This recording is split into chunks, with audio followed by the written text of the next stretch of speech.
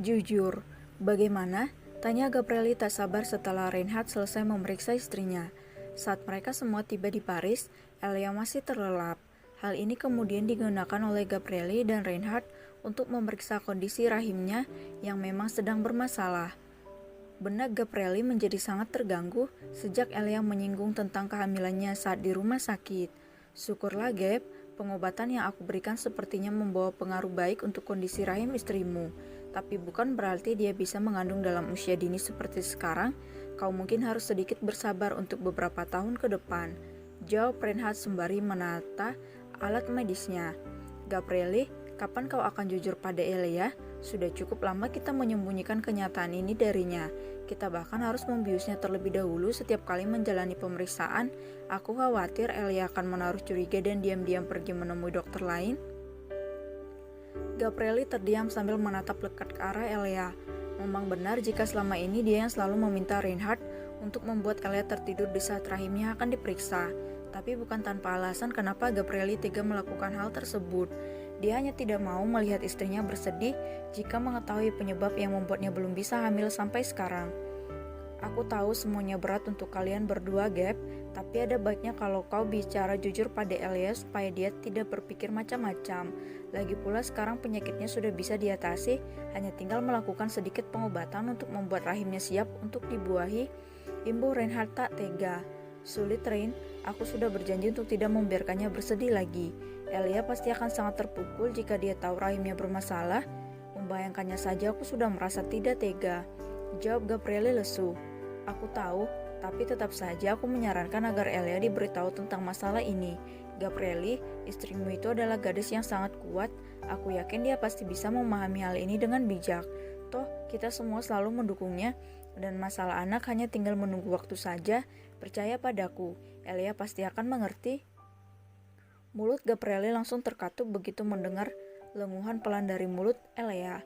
Dia menghela napas tersenyum melihat mata istrinya yang perlahan mulai terbuka. Kak Il, apa kita sudah sampai? Tanya Elia sembari mencoba untuk duduk. Dia mengernyitkan sambil menekan kepalanya yang tiba-tiba berdenyut. Kau tidur terlalu lama sayang, makanya sekarang kepalamu sakit. Ucap Gabrieli berkilah. Dia lalu membantu Elia duduk menyandar di kepala ranjang. Benarkah? Tapi kenapa aku seperti merasa sudah bangun ya saat di dalam pesawat? Apa mungkin aku pingsan ya kak? Reinhard dan Gabrieli saling melirik, bingung harus bagaimana menjawabnya. Oh iya, kenapa Kak Reinhard membawa peralatan dokternya? Aku sakit ya Kak Iel, cecar Elia yang mulai merasa janggal dengan gelagat suaminya. Dada Elia berdebar, dia yakin kalau dirinya bukan tertidur, tapi ada sesuatu yang sengaja dimasukkan ke dalam tubuhnya. Kak Iel, kau bilang kita harus saling jujur, katakan saja, aku tahu kau sedang menutupi sesuatu dariku. Rein, kau keluarlah dulu, usir Gabrieli setelah mendengar teguran yang disampaikan Elia melalui pikirannya barusan. Baiklah kalau begitu, aku permisi, sahut Reinhard kemudian bergegas pergi dari sana. Sepeninggalan Reinhard, Gabrieli dan Elia saling menatap dalam diam, mereka sama-sama merasa cemas. Kak Iel, katakan saja, aku tahu ini ada hubungannya dengan kondisi tubuhku, ucap Elia membuka pembicaraan. Apa aku mengidap penyakit mematikan? Bukan sayang, tidak seperti itu, jawab Gabrieli gelisah. Elia, aku ingin minta maaf sebelumnya. Aku sebenarnya tidak bermaksud membohongimu, tapi aku terpaksa melakukan ini semua karena aku tidak ingin melihatmu bersedih. Sungguh, manik mata Elia menatap lekat ke arah mata suaminya, mencoba menebak-nebak hal apa yang sudah membuat suaminya terlihat begitu gelisah. Tiba-tiba saja hatinya bagai tersayat pedang saat menyadari sesuatu. Dengan suara yang sangat lirih, Elia akhirnya mengucapkan sesuatu yang langsung membuatnya terisak. Aku mandul, iya kan kak? Grab. Gabrieli menengadahkan wajahnya ke atas setelah merengkuh tubuh mungil Elia ke dalam dekapannya. Dadanya sesak sekali mendengar suara tangis istrinya yang mengira jika dirinya mandul. Gabrieli mengatur napasnya sebelum dia memberikan penjelasan tentang apa yang sebenarnya terjadi. Sayang, jangan menangis. Kau itu bukan mandul. Hanya ada sedikit masalah saja di bagian rahimmu. Jadi jangan berpikiran buruk dulu ya. Masih banyak cara untuk menyembuhkannya. Hicks, kenapa kak? Kenapa hidupku selalu seperti ini? Satu masalah terlewati, sekarang datang lagi masalah baru. Apa seumur hidupku aku tidak akan pernah merasakan kebahagiaan seperti yang lain? Keturunan adalah hal yang paling penting untuk mengeratkan hubungan suami istri. Keluarga kakak pasti akan meminta kakak meninggalkan aku jika mereka tahu aku tidak bisa. Hei Elia, kau ini bicara apa, Ucap Gabrieli menyela ucapan istrinya yang melantur. Sayang, aku kan sudah bilang kalau kau itu bukannya tidak bisa punya anak, hanya saja rahimmu sedikit bermasalah. Reinhard terus memantau perkembanganmu selama ini, jadi kau jangan takut tidak bisa memiliki keturunan. Jangan bicara seperti itu lagi ya, aku tidak suka mendengarnya. Lagi pula, ayah dan ibu juga sudah mengetahui kondisimu dan mereka pun tidak mempermasalahkan hal ini. Malahan tanpa sepengetahuanmu, ibu selalu memberimu obat agar rahimmu bisa cepat membaik. Aku mohon jangan berpikiran buruk tentang mereka, kami semua menyayangimu Elia. Setelah mendengar penjelasan suaminya, Elia tiba-tiba merasa sangat bersalah. Emosinya yang sedang naik turun menjadikannya berpikiran sempit. Tak ingin membuat suaminya bersedih, dengan segera Elia menata hati dan perasaannya. Dia menarik napas dalam-dalam kemudian mendongak. Kak Iel, ayo kita lupakan semua masalah yang ada. Di sini kita sedang berlibur. Aku hanya ingin merasa bahagia bersama kakak. Maaf ya karena sudah bicara melantur tadi. Kening Gabrieli mengerut heran melihat perubahan istrinya yang begitu cepat. Khawatir terjadi sesuatu, Gabrieli segera mencecarnya dengan pertanyaan. Sayang, kau baik-baik saja kan? Tolong jangan membuatku takut. Aku baik-baik saja kak. Iya memang tadi aku sangat kaget setelah kakak memberitahuku tentang masalah ini. Tapi sekarang, asalkan kakak terus ada bersamaku, aku rasa tidak ada hal yang perlu kurisaukan. Jawab Elia dengan sangat bijak. Sudah ya, lupakan masalah tadi. Aku benar-benar tidak apa-apa kak, sungguh. Seulas senyum muncul di bibir Gabrieli. Dia merasa lega karena istrinya mengambil keputusan dengan sangat baik.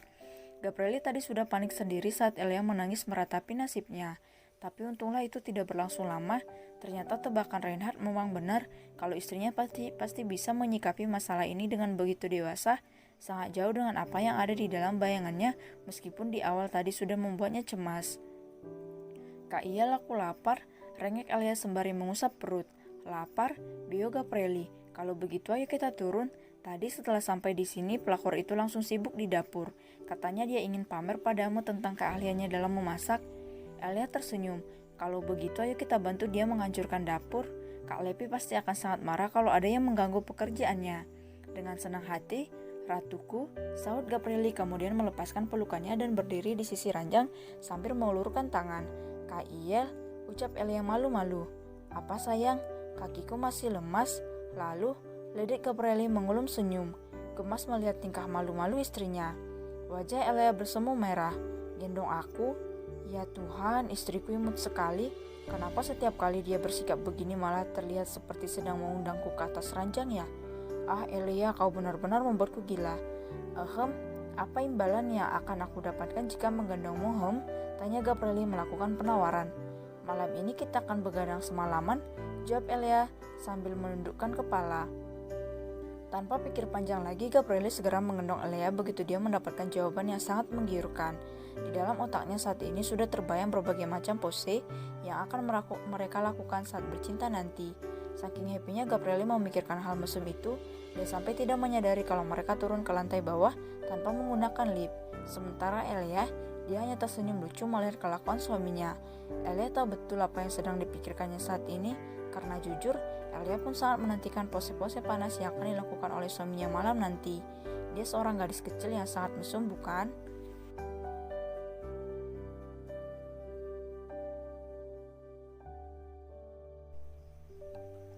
Sebentar ya, Lepi menghabiskan makan siangnya sambil terus menggerutu. Matanya tak henti melirik ke arah Gabrieli dan Elia yang terlihat biasa-biasa saja setelah mengacaukan acara memasaknya tadi. Kak Lepi, matamu kenapa juling? Tanya Elia. What? Juling? Teriak Lepi. Yak Elia, bisa tidak kalau bicara itu jangan sembarangan. Mana ada model cantik sepertiku juling yang benar saja?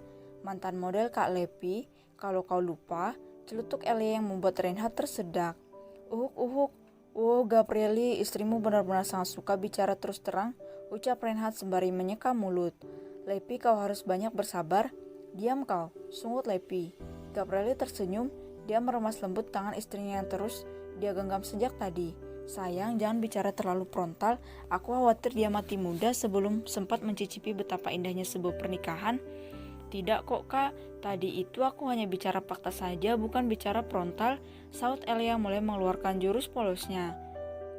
Iya fakta, tapi fakta yang sangat menyakitkan, dengus Lepi. Sudahlah, moodku jadi rusak gara-gara kalian, aku mau tidur saja.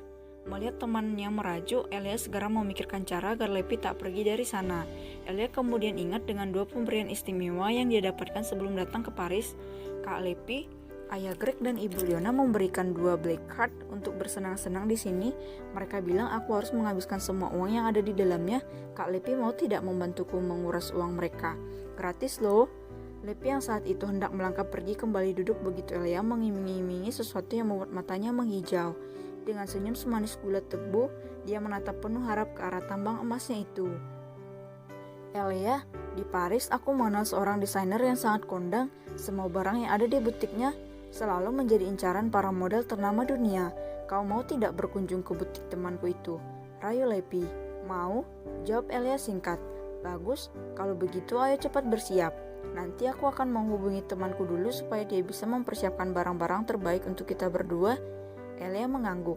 Dia lalu menatap ke arah suaminya. Kak Iel, boleh tidak aku dan pelakor ini pergi jalan-jalan? Senyum sumringah yang tadinya ada di bibir Lepi langsung sirna begitu Elia menyebutnya pelakor. Entah kenapa dan kapan julukan mengenaskan ini baru akan hilang. Lepi kemudian menatap tajam ke arah Reinhard yang terlihat seperti sedang menahan tawa. Kau cari mati ya? Aku tidak, saut Reinhard kemudian melihat ke arah lain. Sementara Gabrieli, dia tengah mengelus wajah cantik istrinya dengan penuh sayang. Dia sangat suka melihat ekspresi bahagia ini. Kau belum melakukan apapun yang kau mau di sini sayang, tapi kau hanya boleh pergi jika bersamaku. Hanya itu syaratnya. Baiklah, itu tidak masalah. Aku malah senang kalau Kak Yel ikut pergi jalan-jalan. Jadi nanti kalau uangnya habis, aku dan Kak Lepi bisa memintanya lagi dari kakak. Gabrieli, Lepi, dan Reinhard menghela napas panjang. Mereka tentu saja tahu kalau uang yang ada di dalam 2 black card itu tidak akan bisa habis sekalipun Elia menghabiskan seluruh waktunya hanya untuk berbelanja. Tapi kembali lagi ke titik awal, di mana gadis kecil ini masih belum memahami siapa keluarga Mas sebenarnya. Terserah kau saja sayang, asalkan itu bisa membuatmu senang. Aku akan menurutinya, ucap Gabrieli. Ya sudah, yuk kita bersiap. Keempat orang itu akhirnya pergi ke kamar masing-masing untuk bersiap diri. Lepi pun segera menghubungi nomor temannya itu untuk mengabarkan kedatangannya. Tak lupa juga dia menyombongkan diri dengan menyebut bahwa dia akan datang bersama temannya yang berasal dari keluarga ternama. Tentu saja kabar tersebut langsung disambut dengan sangat baik, apalagi setelah Lepi menyebutkan dari keluarga mana temannya itu berasal. Semua orang sama saja, hanya memandang dari segi kasta, orang seperti ini yang pantas disebut pelakor. Omel Lepi setelah menutup panggilan. Sedangkan di kamar Reinhard, dokter tampan itu tengah bersiap dengan sangat rapi. Gabrieli sudah mengirim sinyal padanya kalau malam ini mereka akan dinner romantis di sebuah restoran. Sahabatnya itu juga sudah mengatur ruangan sendiri agar dirinya bisa melakukan pendekatan pada Lepi, gadis barbar yang telah mengunci hatinya. Oke Reinhard, kau harus menggunakan kesempatan ini dengan sangat baik. Buatlah agar Lepi merasa sedikit terpesona dengan penampilanmu. Tapi melihat dia yang begitu menyukai uang, apa iya Lepi bersedia menjalin hubungan dengan pria biasa sepertiku? Gumam Reinhard pada bayangan wajahnya di cermin. Sudahlah, masalah dia suka atau tidak suka urusan belakangan saja. Yang terpenting sekarang adalah bagaimana cara menarik perhatiannya. Semoga saja malam ini semuanya berjalan lancar.